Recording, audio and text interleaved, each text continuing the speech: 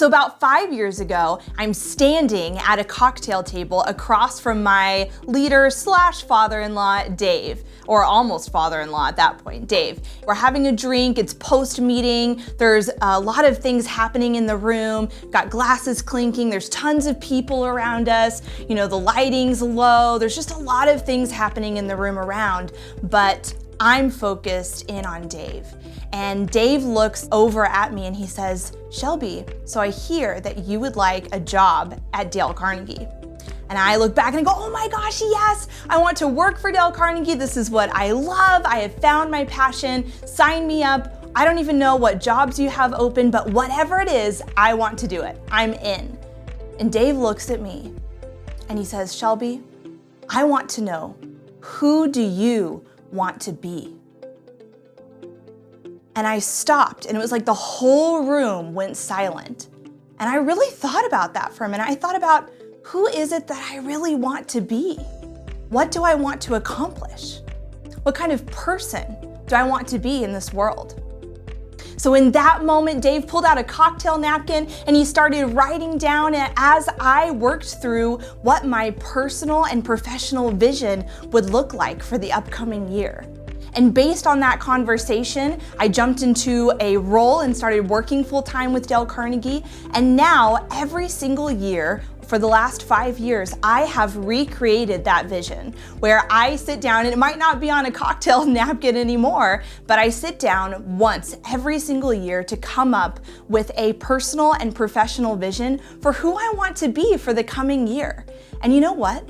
Every single year, I've seen my vision come true.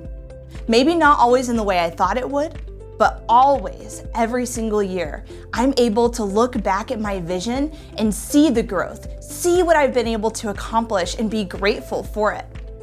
So you might be asking, how do you write or come up with this vision? Well, creating a vision is pretty simple. The first thing that you need to do is take the time to reflect. Reflect on, what are your goals personally, with your family, maybe with your spouse, kids, pets, whatever your family unit looks like. What are some of your personal, mental, physical, spiritual health goals that you might have? Just take a moment and write down everything you can think of. And then do the same thing for your professional life.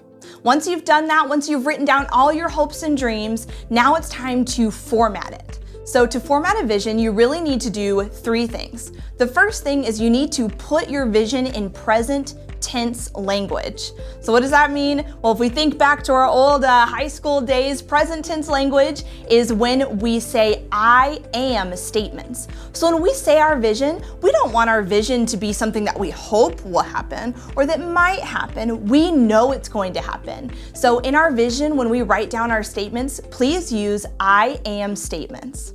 The next thing that you want to do is make sure that your vision is powerful. So what do I mean by powerful? Well, we don't want any weak visions. We want to make sure our vision is something that we can strive to, something that we can look forward to, something that's strong, powerful, that we can put our passion and effort behind. So make sure your vision's powerful.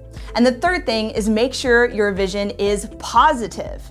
So what does it mean to have a positive vision? Well, doesn't everyone want a positive vision? Sometimes though, when we create our vision, we can actually put it in a negative context without even realizing it. For example, maybe one of your goals is to be healthier, maybe lose some weight, or maybe it's mental health or something like that. And so you write your vision out, well, I am no longer overweight and no longer sluggish and tired because I've accomplished these goals.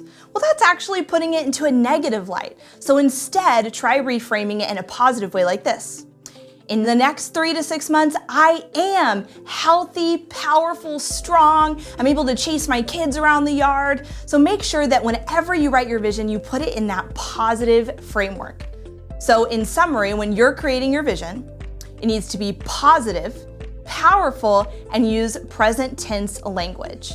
And then at the very beginning, make sure you put a time frame on it. I usually recommend 6 months to a year or 3 to 6 months because we need time to accomplish our visions. Once you have it written out, speak it out loud.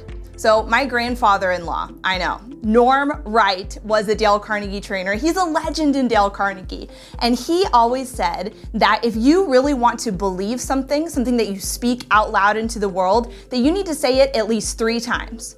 So the first time you say it out loud, you might think, okay, this feels awkward. I'm like talking to myself about my vision and what I want to accomplish. But then you do it the second time. And then you start to really believe it. You start to get into it like, yeah, I can accomplish this. And that third time, you let out your vision with all the enthusiasm and excitement that you can muster, and now you believe it. And lastly, make sure that you go out and share your vision with at least 3 other people. That way you have accountability for your personal and professional vision.